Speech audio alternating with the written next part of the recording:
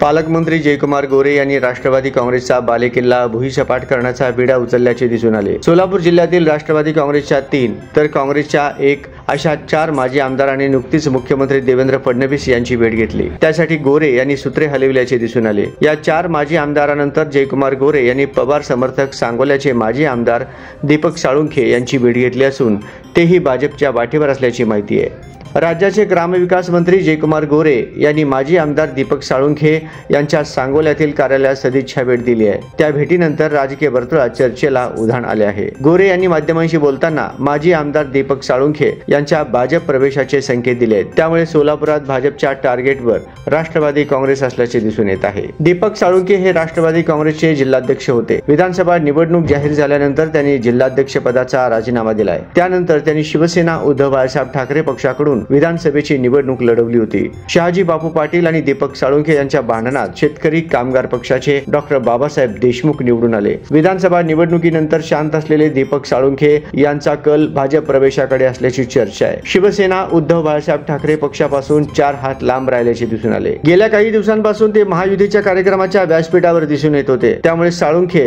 हे भाजपमध्ये जाणार का अशी ही चर्चा रंगली होती। पालकमंत्री गोरे यांनी दीपक साळुंखे यांच्या सांगोल्यातील संपर्क कार्यालयात सदिच्छा भेट दिली। त्या भेटीत दोघांमध्ये चर्चा झाली। त्यानंतर माध्यमांशी बोलताना गोरे यांनी दीपक साळुंखे यांच्या भाजप प्रवेशाचे संकेत दिले आहेत। त्यामुळे त्यांचा भाजप प्रवेश किती तारखेला होणार याची उत्सुकता सांगोल्याच्या राजकीय वर्तुळाला लागली आहे। माजी आमदार दीपक साळुंखे यांच्या कुटुंबातील सदस्यांसमेत पालकमंत्री जयकुमार गोरे यांनी बंद खोलीत चर्चा केली आहे। यावेळी दीपक साळुंखे, त्यांची बहीण, जिल्हा परिषदेच्या माजी अध्यक्ष जयमाला गायकवाड, साळुंखे यांचे सुपुत्र व इतर सदस्य उपस्थित होते। त्यामुळे सांगोल्याचे नवे राजकीय समीकरण तयार होण्याची शक्यता वर्तवण्यात येत आहे।